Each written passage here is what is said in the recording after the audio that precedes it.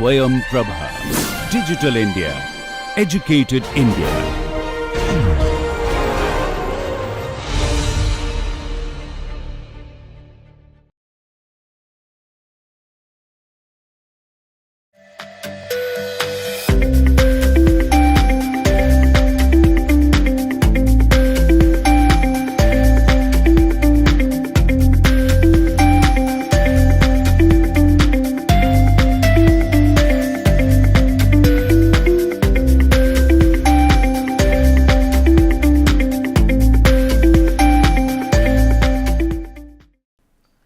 Hello everyone and welcome to this lecture 3 of our course on gas turbines and jet engines. So, in lecture 3 we are going to study the working principles of gas turbines. Okay. Till now what we have done is we have seen what is a gas turbine, how does it work at a very basic level, what are the components of a gas turbine and what is the role of each of these components. Today we will go into more details, mathematical details of the working of a simple gas turbine. Okay. So, what will be the main concepts covered? The main concepts covered will be as I have already said, what is the working principle of a gas turbine, then we will also study what are known as shaft power cycles. Okay. So, these are standardized cycles, thermodynamic cycles, which are used to approximate the behavior, thermodynamic behavior of a gas turbine and similar type of heat engines. Then we will start with the ideal gas turbine, okay, so which is the most basic representation of a gas turbine, and this ideal cycle, thermodynamic cycle, is known as Brayton cycle. So, we will study Brayton cycle, we will analyze the work output from a Brayton cycle, what is the efficiency of a Brayton cycle and on what factors does these parameters depend. Okay. So, let us go into some detail of working of a industrial gas turbine. When we say industrial gas turbine, remember that by industrial gas turbine we mean that the entire amount of energy which is present in the combustion product is extracted by the turbine. Okay. So, entire amount of energy is extracted by the turbine. So, the turbine runs the compressor as well as additional work is generated by the turbine for either running or power generation or for other types of mechanical shaft work. Okay. So, as we had seen, there are 3 major components. So, each of these components are there, or each of these components, through each of these components one major process occurs. Okay. So, for the compressor, as we can see from here, the air which comes in at say normal temperature and pressure, by normal here we mean that ambient temperature and pressure. Okay. So, air comes in at ambient temperature and pressure, which may be 300 Kelvin for a industrial gas turbine. Now, when passing through these multiple compressor stages, the entire compression process, okay, combining all these stages, is known as isentropic compression. Okay. So, if in an ideal case we assume that there is no change in entropy. So, this is isentropic compression. In a realistic case, it will be known as adiabatic compression. So, because the process is very fast, there is not much scope for heat loss, but if there are frictional losses within the device for as will happen for a realistic device, then this process will be non isentropic, but still adiabatic process. But we start with idealistic case where the process is isentropic.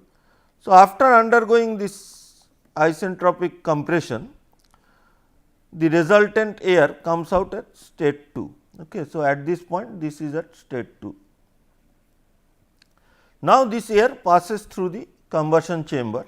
We are ignoring any small pressure losses which is happening within the ducts connecting each of these component. Okay.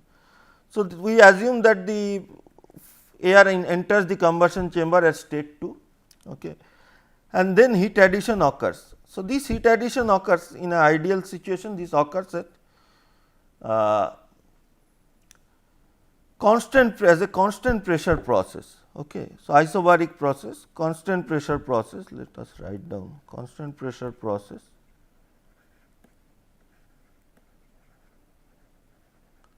This is isentropic compression.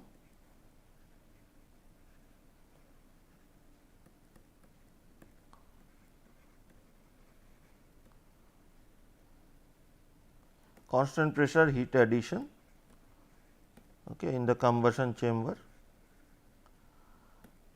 So, after which the pressure remains same ideally, but the temperature goes to a very high value. This temperature is decided by the turbine blade material, as we will study in subsequent lectures. Okay. So, this temperature can go to 1500 degrees centigrade also in modern turbines. So, at this point the hot combustion products are passed to the turbine and it undergoes isentropic expansion. Okay. In the ideal case it is an isentropic expansion, in real case it will be adiabatic expansion. Again there is not much scope for heat loss, because the time required for the process to occur, for the air to pass through or the combustion products to pass through these rotor stages is very less. So, this is isentropic expansion. Okay, which occurs in the turbine, and the expansion occurs till the pressure at the exit is almost equal to the atmospheric pressure. For ideal situation, for industrial gas turbine, the pressure is exactly considered to be equal to the atmospheric pressure. So, P 4 is equal to P 1, and for constant pressure heat addition P 3 equal to P 2. So, the rise in pressure across the compressor is equal to the reduction in pressure across the turbine. Okay. And the temperature changes in the compressor can be related to the compressor work in terms of the work input to the compressor, which is the product of specific heat multiplied by the temperature change which occurs in the compressor. Similarly, for the turbine, as we will study in a few minutes, the turbine work output is the product of Cp multiplied by the temperature change which occurs in the turbine. Okay. So, now this is the real case where there are three processes and continuously air is being taken in from the intake and continuously air is or combustion products go out from the exhaust. Okay. But for ideal cycle, when we study ideal heat say heat engine cycles, we want a cyclic process. So, to complete this process, this a fourth process is considered as if the air or the combustion products go from state 4 to state 1, which is a constant pressure process, because the pressure at 4 and 1 are equal. So, this is like a constant pressure heat rejection process. Okay. This follows this path going from here to here, from 4 to 1, constant pressure heat rejection process, and this completes the cycle, and with certain assumptions, as we will see in the next slide, this cycle conforms to a ideal gas turbine cycle, and this is known as ideal Brayton cycle or Brayton cycle in short. Okay. So, again just to give a comparison, on the left hand side we have the open cycle. Okay. The open cycle is the cycle where we have the three major processes and inlet and exhaust are separate, and continuously there is intake of air and exhaust of combustion products. Okay. Other processes are assumed to be ideal here. So, we have considered isentropic compression and isentropic expansion and constant pressure heat addition. Okay. On the right hand side we have what is known as the closed cycle.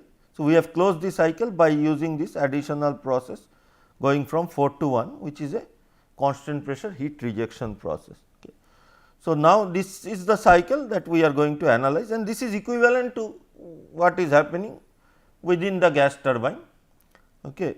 Only difference is that instead of considering fresh air coming in, it is as if the combustion products are themselves brought back to the temperature, same temperature and pressure as that of intake air. Okay.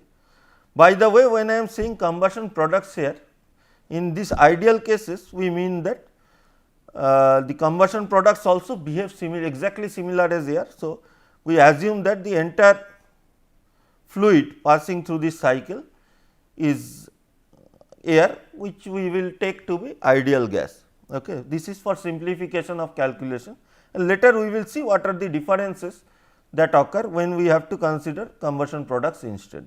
Okay. At this point we will consider air, and with this air as the working fluid and assumptions that there are no losses, this type of cycles are known as air standard cycles. Okay. So, this is a air standard shaft power cycle.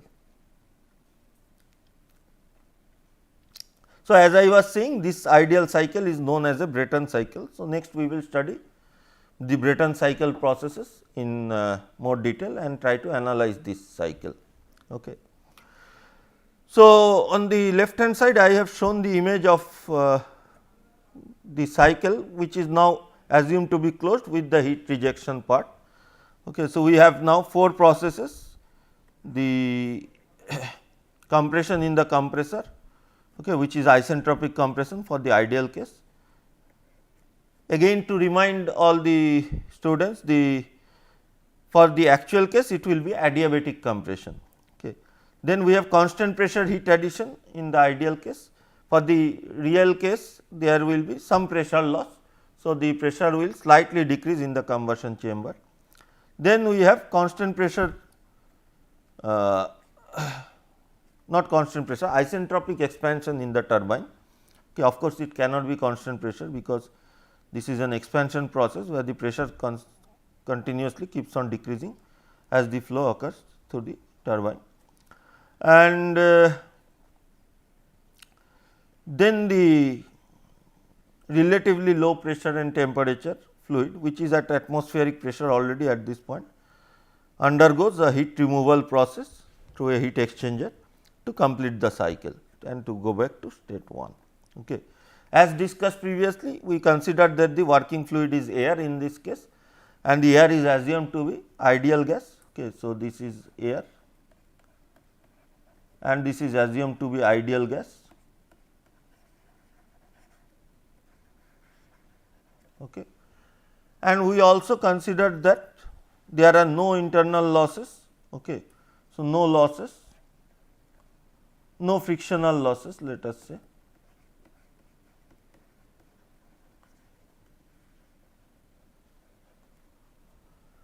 And the properties remain constant throughout the cycle. Okay. Properties are constant throughout the cycle. So, no change in properties with temperature or pressure. So, with these assumptions, we call this cycle as a air standard cycle, and for this particular cycle, this is known as a Brayton cycle, okay, or ideal gas turbine cycle. Now, as we have seen from the previous slides, how the Brayton cycle processes are represented in a TS diagram. So, on the right hand side, we have what is known as a TS diagram, and at the middle we have what is known as a PV diagram. Okay.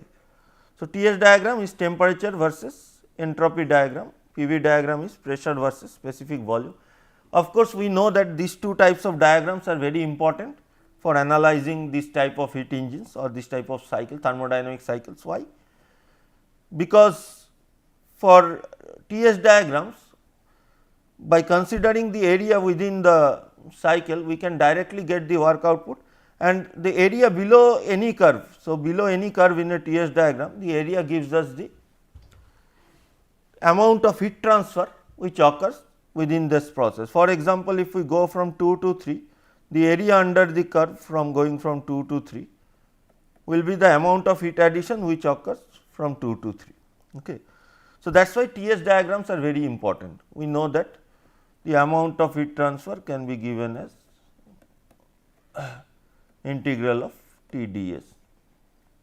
Similarly, the work transfer can be directly obtained graphically from the PV diagram. So, any area, the area under a curve for any process in a PV diagram gives us the amount of work transfer that occurs in a PV diagram. Okay. And generally this will be in terms of V into delta P. So, along the area along this part will give us say the work transfer from 1 to 2 and similarly for 3 to 4, and there is no work transfer for 2 to 3 and 4 to 1. Okay. So, we know that for this type of devices the work transfer is integral of minus V d p. From thermodynamics we know this. So, we see that there are 4 processes 1 to 2, again to just reiterate and reinforce in our memory. 1 to 2 is the isentropic compression, 2 to 3 is the constant pressure heat addition, 3 to 4 is the isentropic expansion, and 4 to 1 is the constant pressure heat removal. In a PV diagram, this looks like 1 to 2, this isentropic compression, you can see that the pressure increases, the entropy remains constant, the volume decreases because it is a compression process. Then from 2 to 3, it is a constant pressure process, pressure remains constant as you can see from this diagram. The volume increases because we are adding heat, there is expansion, volume increases, okay, even at constant pressure because the temperature increases. Okay. Then 3 to 4, the air expands and the pressure decreases again, as we can see the pressure decreases from P 3 to, so this will be P 3 to P 4, and specific volume keeps on increasing further although the temperature decreases because the pressure is decreasing, okay. Entropy remains constant, and then we are closing the cycle with a constant pressure heat removal where the pressure remains constant, the volume decreases as we are removing heat. So, the temperature decreases, as a result the specific volume decreases although the pressure remains constant. Okay. So, this is the same cycle, one in PV diagram and in this case it is in TS diagram, and area within the cycle for each case gives us the net work output of the cycle. Okay. Now, let us analyze this cycle mathematically. So, to analyze the cycle we will consider each process and do the energy balance for each process starting using the first law of thermodynamics for a steady state steady flow process. We know from first law of thermodynamics for a steady state steady flow process that for a simple process with single input and output, okay, let us say input is at 1, output is at 2, and if there is some heat addition Q in and some heat removal, work removal W out, we can write the energy balance in terms of the inlet and outlet enthalpy and this heat transfer and work transfer as H 1 plus Q in, okay, this is the total amount of energy which comes in per unit mass of the flow, is equal to H 2 plus W out, this is the total amount of energy which goes out per unit mass of the flow. Okay. So, this is the form of the equation, simplified form of the equation that we are going to use for all of our processes. So, for process 1 to 2, which is the isentropic compression, okay, isentropic compression in the compressor,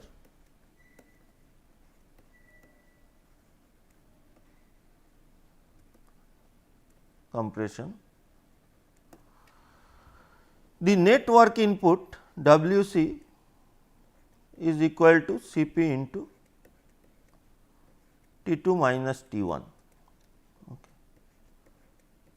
So, this comes from the energy balance that W c is equal to H 2 minus H 1. Here we have considered the sign such that the input work itself is taken as positive. If you go with standard say sign convention, then the work is negative because we are providing work into the device, okay. but we are considering that input work itself as positive. So, we are writing it as W c equal to H 2 minus H 1. Okay. So, how did we derive this? This comes from the equation that H 1 plus 0 heat transfer is equal to H 2 plus work transfer in the compressor. So, work transfer will be H 1 minus H 2, which will be actually negative. So, we are converting it to a positive value as H 2 minus H 1.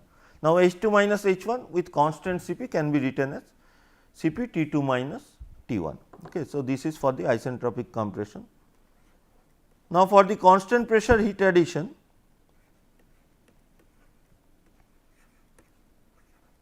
similarly we can apply first law and we will obtain that the heat input, okay, Q in is equal to H 3 minus H 2, which is equal to C p T 3 minus T 2. And now, for the expansion part going from 4 to 1, okay, isentropic expansion,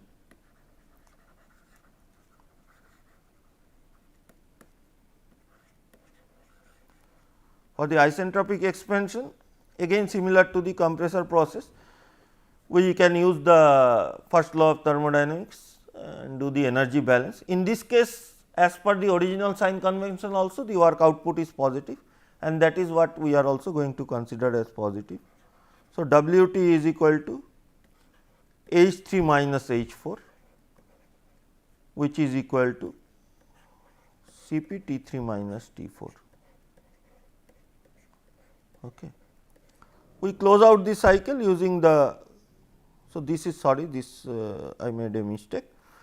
So, here this will be for the process going from 3 to 4, okay, which is our isentropic expansion process going from 3 to 4, and we close out the cycle with the process going from 4 to 1, which is the constant pressure heat removal.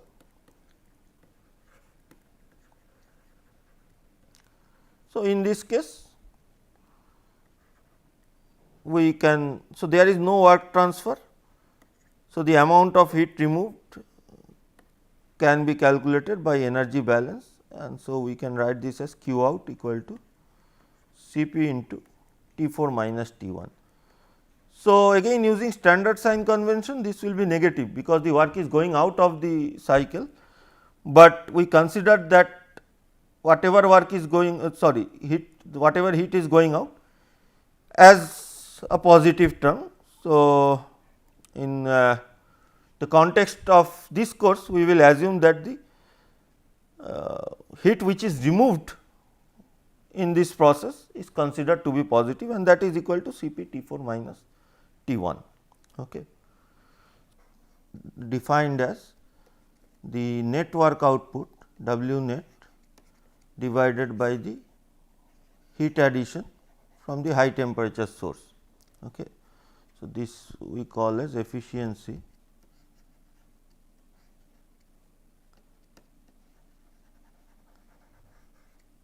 eta, generally denoted by eta.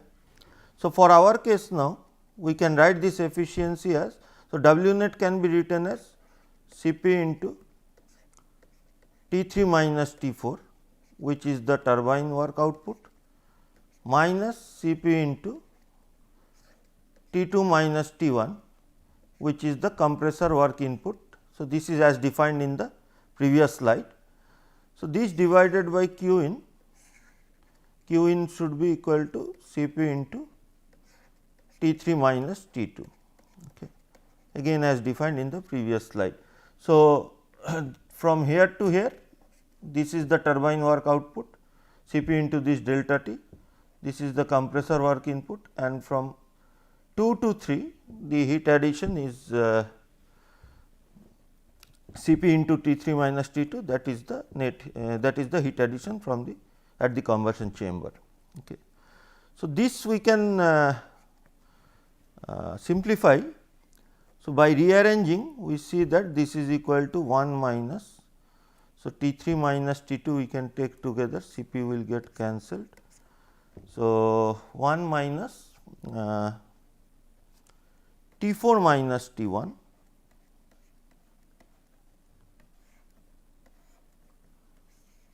by T 3 minus T 2, which we can rewrite as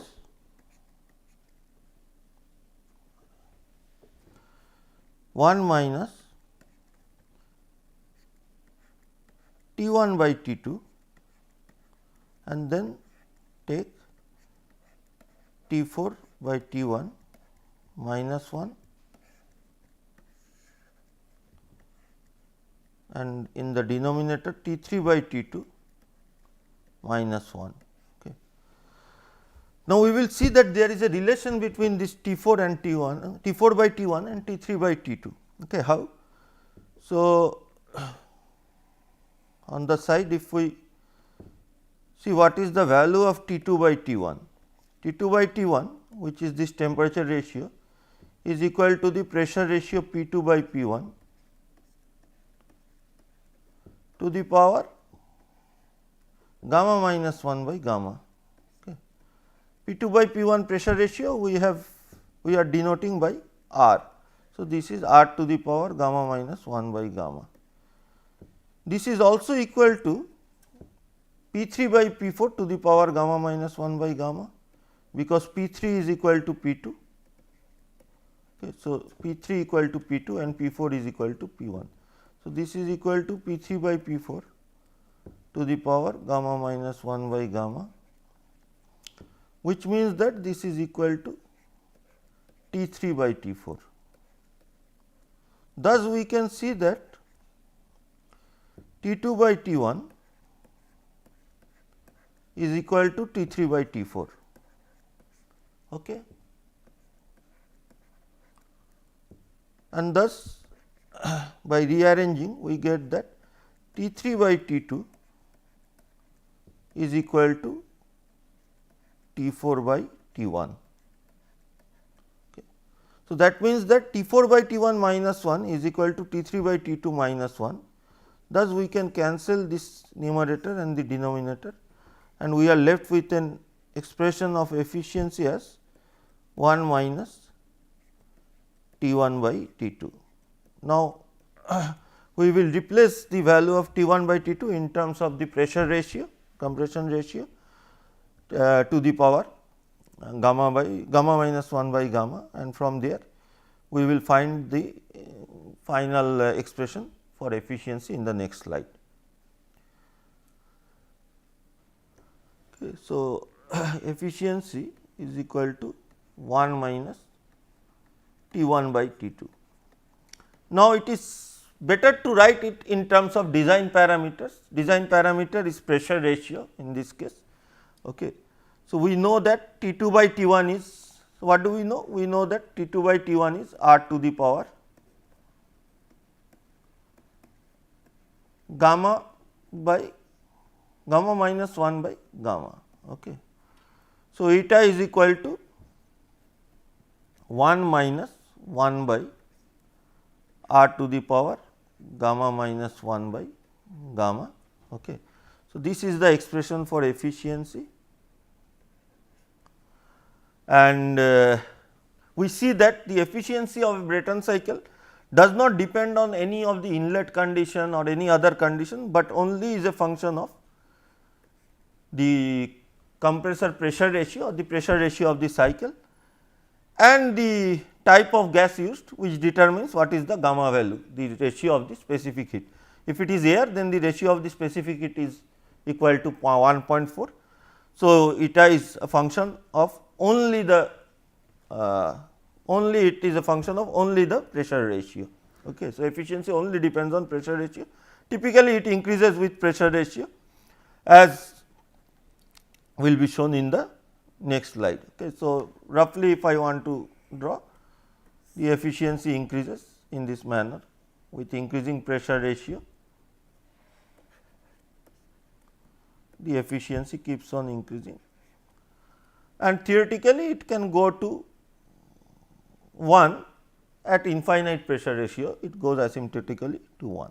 Okay. But Of course, in realistic values R will be in the range of 10 to 30, and we will get for this type of ideal cycle some sort of efficiency from 40 to 60%, okay, or slightly larger maybe for the ideal case. Similarly, we define another parameter which is known as net work output, okay, W net, which we have previously seen also during the calculation. W net is C p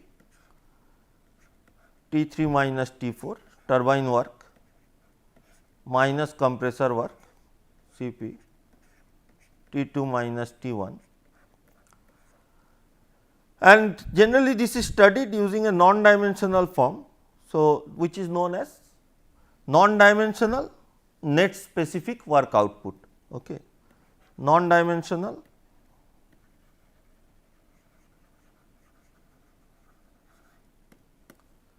net specific work output.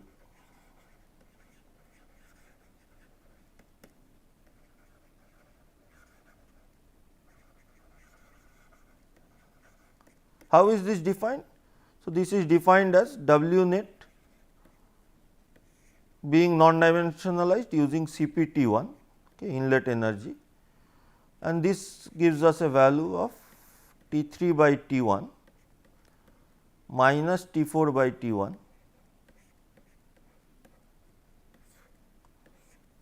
minus T 2 by T 1 minus 1. Okay.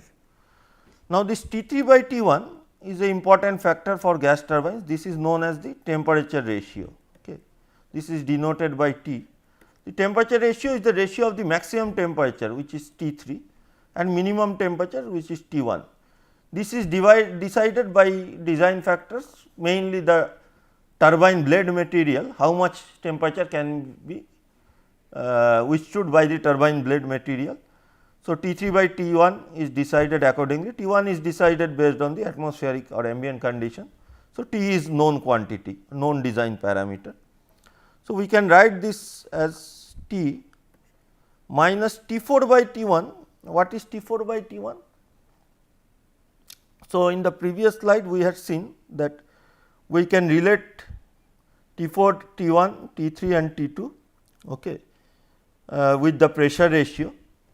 So, T 4 by T 1 is equal to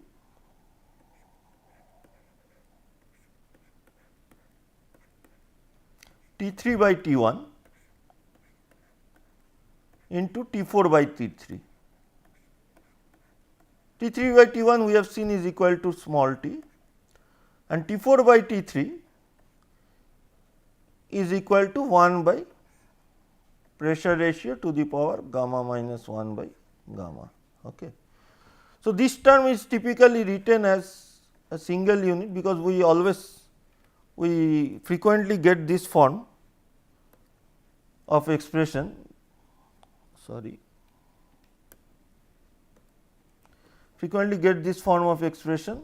we write this r to the power gamma minus 1 by gamma as C. So, this becomes equal to T by C. Okay.